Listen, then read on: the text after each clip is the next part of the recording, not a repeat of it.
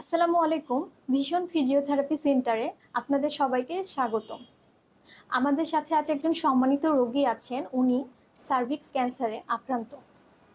ক্যান্সারের জন্য উনার ছোট একটি অপারেশন হয়েছিল।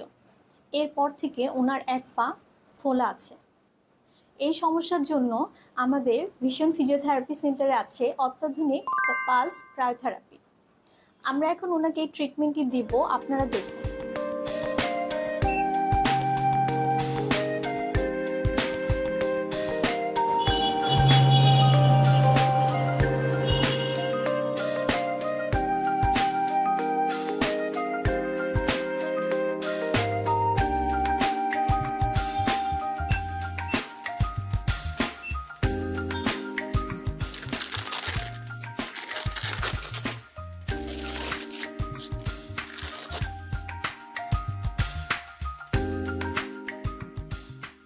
আমরা ওনাকে ক্রায়োথেরাপি এই ট্রিটমেন্টটি 20 মিনিটের মতো দিয়েছি। এখন আলহামদুলিল্লাহ ওনার ফোলা অনেকটা কম আছে।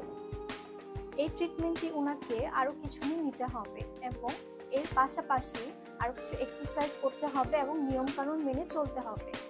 যেমন পা ফোলা আছে, ওনাকে পাটা উঁচু করে রাখতে হবে।